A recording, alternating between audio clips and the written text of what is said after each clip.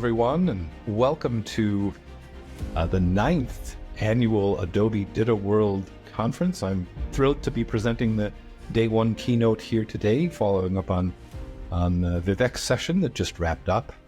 The title of my session is From Vinyl to Digital. For those of you who can't read, Transform Your Content Operations. I'm Chad Dybdahl, a senior technical architect with Adobe Customer Solutions. That's ACS for short. Really looking forward to not only speaking with you today, but also the rest of the conference. These are always really great sessions that I always learn a lot from everyone that presents at these. So hope you're settling in for an insightful day of great content, and I'll kick that off with maybe with my presentation. All right, so how are your content operations like a vintage stereo? A bit of a anachronistic, in some cases, a question, perhaps, right? Not typical, perhaps, for a lot of people to have a stereo set up in their home anymore. We've got much more convenient ways of listening to music, but let's play with this a little bit and see where it takes us. So to get started, I want to take us back to a simpler time. Sometimes every generation views the time before it as perhaps simpler, right? But in our case, we're going to go back to a time no cell phones, no AirPods, none of that sort of thing. We're going to need to come up with a different way to listen to our music, and that time that we will be going back to, as brought to you by Adobe Firefly, is the 1970s. And I love this sort of Kandinsky-esque piece of art that Firefly created for me when I asked for a wallpaper to express the 70s in kind of an interesting way. So we're taking ourselves back. We got in a time machine. We're going back to the 70s. My mustache might fit in that particular environment, so I won't stand out too much. But really what we're thinking about here, what I want to think about anyway, is you just got home from Radio Shack, a store which I don't know if there are any left. There might be one or two in the US, but in any case, right? You just got home from Radio Shack, bought yourself a nice new stereo system, got it all set up in your living room. You can ignore the anachronistic record that is on this particular photograph. That one wasn't released until 1996. But you've got your record player, right? You've got an amplifier. You've got a power or a preamplifier as well, right? So you're very excited. You've got some records, right? You can see one spinning now. Got your stereo home. It's all set up. You're ready to enjoy some music.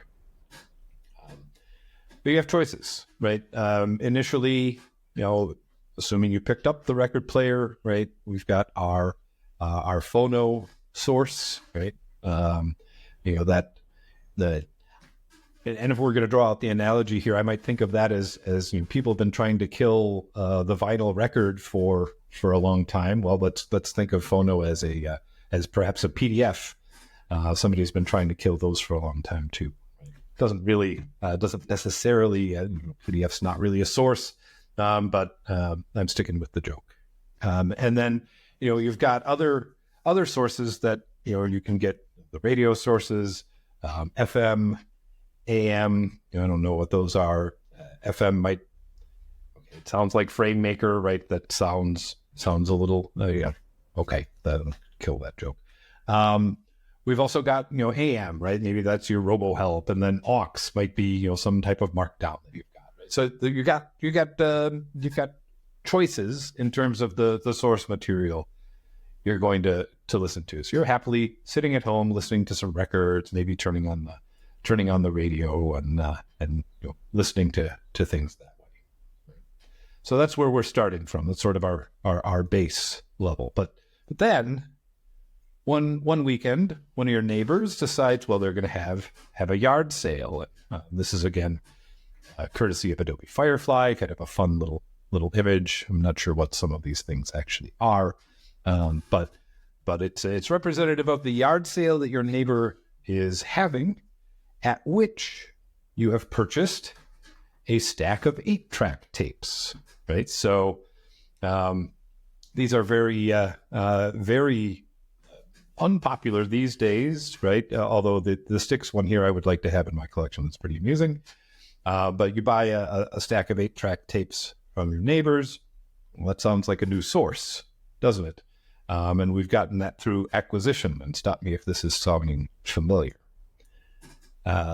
Problem is, with those 8-track tapes, you don't own an 8-track player, except maybe the one in your car, right? So you've got this source material sitting around. Well, what are we going to do with it, right? I've got 8 tracks, but no 8-track player. And then maybe you find that another rummage sale, or you just saw this in a store and thought it was neat, a reel-to-reel deck, right? These things still exist. People collect them as well, right? But not the most convenient way to listen to music, and you don't go into a record store even now and buy a reel-to-reel. So you've got your reel-to-reel deck, but you've really only amassed a single reel for it, and that it's a Steely Dan. Maybe it's I don't know which record it is, but it's Steely Dan reel you got for it, and that it's immaculately and beautifully produced and recorded, but it's a little bit boring. What are you going to do? Later on, perhaps you add a cassette deck, right? You might want to play tapes, right? 8 tracks going out of fashion. You never had a way to play them anyway. You're reel-to-reel. You're getting really tired of Steely Dan, so you get a cassette deck, a little more portable, a little more convenient. You can actually take this, walk around with a turntable or a reel-to-reel player for portable audio. Probably not super practical. Now you've got something portable that you can take with you. Right? And then, later still, after that, you probably adopted as the CD format, right? So you get another format, another way to play music, right? Higher quality, also portable though, right? The famous kind of Sony Discman here, very popular amongst a certain time period. So great, right? All of those other sources, records and cassette tapes and 8-track tapes, and reel-to-reel as well. Those are all analog, right? So now with the CD player, we're stepping into the digital world, right? We've achieved a digital transformation of our music content, if you will. So we're digital. We've got all these fun equipment that we like, but starting to introduce some problems, right? So we're running out of outlets. First of all, this looks like a European outlet, which might appeal to some. But we're running out of places to plug this stuff in, right? We got wires, the wires running everywhere. What goes where, right? We're overloading the outlet. And importantly, no one can figure out how to use the stereo at all, right? There's all these different inputs. We've got levers and knobs to switch, and certainly nobody knows how to use that reel-to-reel player. Gets easier though with cassettes and CD players and things like that, right? So easier content to consume, right? But we still have to figure out how to get it to come out of the speakers, right? By fiddling with knobs and stuff like that. So does it sound? I'm hoping that my analogy is good enough that this might sound familiar, particularly when you start thinking about companies who acquire other companies, right? Sort of the corporate version of going to your neighbor's estate sale and picking up some 8-track tapes, right? We've got this content, we don't really know what to do with it, right? We got to figure that out, right? So the challenge in nearly every organization that I've ever interacted with is we've got all of these source formats. We've got all of these tools, maybe Word documents. Obviously, Word is the most widely used authoring tool in existence, right? You might have InDesign content. Might be your developers work in Markdown to write their documentation. You might use the tried and true FrameMaker approach. Tons of organizations have adopted and continue to use FrameMaker day in and day out for their technical content. You might have some HTML, right there. You might have Swagger docs, right? They've got all these different source formats and tools, right? You've got systems that don't talk to each other. They don't work together necessarily, right? And it really, it becomes a problem, not just for you, right? Trying to manage all of these things and make them work, right? But it's also then a problem for your users, right? It leads to a disjointed and confusing user experience. Maybe I have to log in over here to get to my technical documentation, and then over someplace else to get to the support area, right? And other types of logins, and go here for this, and so it's disjointed. It's not a good customer experience, and we certainly don't want that, right? It also makes it difficult to start scaling things when we have all of these different types of formats and types of systems that don't interact or work nicely together. So how do we scale that, right?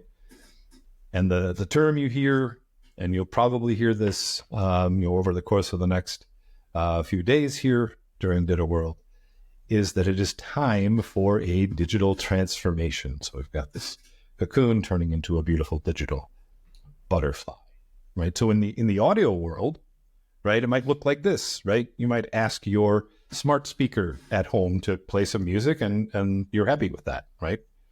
Cool, nice and convenient, right? There's multiple streaming services. They use Apple Music or Spotify or whatever other source of music you choose. Very convenient, right? You type in what you want to listen to, and you press play, and then it plays on your smart speaker, your AirPods, or whatever. That's a digital transformation in the audio world. But in the enterprise content world, it's a bit more challenging. So you really need to have a strategy for tackling what this digital transformation looks like, right? What you're looking to achieve, what the end result will be for your customers, right? Really need to consider a whole bunch of different aspects of your content operations, really before we start even putting virtual pen to paper and actually creating a plan for what we want to build and what things we want to use to do that, right? And to that point, right, it's not really just about the tools. And obviously Adobe's a tool vendor, right? So we would like you to choose Adobe tools, but it's not necessarily about that, right? It's about, first of all, minimizing the number of tools that we do have, right? So let's not author in Word and InDesign and FrameMaker. Let's standardize on something, right? I think you might guess that I have an opinion about what that thing should be, but we need fewer tools. We need fewer systems. We don't need to have all these integration points that might break or need to be maintained and things like that. So don't want to really think so much about the tools today, at least during my session. I'm sure you'll hear about them later on. But really, you need a strategy, a content strategy, and you'll hear from a bunch of great folks in this space, Adobe partners, over the course of the next 3 days who really do this well. I also work within Adobe's consulting arm, which we call Adobe Customer Solutions, and we can help you with those content strategy needs as well. But what does that consist of, right? What you go to one of these people, what are you going to be talking about? What are they going to be helping you figure out, right? So the first thing is, to me, know your audience, right? Understand where they are, what they need, how to get, and understanding that, this generally takes the form of personas, right? Understanding what these different users who might be coming to you for content need when they come to you is really important, right? What does that experience need to be? What do we need to surface first? Do we need to do some audience targeting against different types of personas who might be coming to us for different needs, right? So really starts with a deep understanding of your audience or audiences. And then we really want to understand also, what do we have, right? What's out there today that we need to deal with as we transform, right? So what kind of tools are in play, right? How much content is there, right? What formats is that content living in? And then what types of processes are also there to introduce governance or other types of things with regards to how content flows through whatever you've got set up today as content operations, right? So really important to understand where we are before we can figure out where we are going. To that end as well, right, we need to capture, if you're not already, you should start today capturing metrics. How long does it take to produce a page of content? How much will that cost, right? The different KPIs to really understand what your current content operations, easy for me to say, is costing you, right? Because one thing that's really challenging in this space is a lot of times we'll talk to folks like you that maybe don't know, right? So we don't have KPIs defined for today. And so it's really, really hard in that context to calculate what an ROI is if we don't know what the cost today is, right? It's just a different cost. Maybe we don't really understand and have data around what this content costs us today, right? So you really need to understand that first before you can think about ROI, because it makes sense to compare new cost with unknown cost. That doesn't help anybody. So you really need to understand the before and the after, right? In this kind of idyllic landscape that we want to get you to as part of your digital transformation. I would also suggest that what you need is a standard information model. DITA is one of those, right? That happens to be the one I'm most familiar with. There are others, of course, but you need to standardize on something, right? And I'm not suggesting you standardize everything on an information model, right? So your marketing content probably doesn't need to be in DITA, right? That's probably not the best plan. But for content that lends itself to that type of treatment, right? Standardize as much as possible. Once we've defined the tools, content types, and file formats, and all that stuff that we've got today, right? And we've established a standard information model, we then need a plan to take content out of that legacy format, whatever it is, formats, typically, there's more than one, and migrate that not only into the new information model, but also to the system in which that information will live, right? So we need to have a plan for achieving that. And that can range from not too hard to extremely complex, depending on content volumes, how many different types of source material we're talking about, and so forth. You also need, as you are migrating content, an enterprise taxidermy. No, I don't think that seems right, although business dear here might disagree with me. No, you need an enterprise taxonomy, a way to classify your content, because we're pouring everything into one big system, right? We need a way to find that content as we do that, right? And if we don't have a taxonomy, first of all, you as the content owners, those who manage that content, not going to be able to find anything to work on or reuse or whatever. But when you publish it out to the world, right, the customers aren't going to be able to find what they need either, right? Search is wonderful. Taxonomy is key to playing into a search experience that can be scoped or faceted in ways that make the content more discoverable. So that's really key. And then you need a vision for what this new customer experience is going to look like. That's really important. And that might actually precede a lot of this, right? Have a wireframe or something, some kind of user journey where this is what our end goal is. We're working towards this. And then we can work backwards to help understand how we're going to get there. And that sounds like a lot, and it is, right? And, especially if you have hundreds of thousands of documents, right? And how do we get this content out of Word and into something useful, right? So typically organizations bring in, an organization like Adobe Customer Solutions, an organization like some of the other great Adobe partners that you'll hear from throughout the event here. You're going to want some help in establishing all of these things with people who have been there and done it before, right? It really helps to have someone in your corner who understands the way these things work, right? Has seen things before that might influence or help you as you make these decisions and so forth. So really important to explore those types of relationships as you move forward in your project. And myself, other folks here at the virtual conference, I'll be happy to talk to you about that and kind of understand where you're at in your journey. So welcome again. I'm really thrilled to have been able to join you today here, and really I'm looking forward to the rest of the conference, and I hope everyone else here is as well. Enjoy, learn a lot, and thank you very much.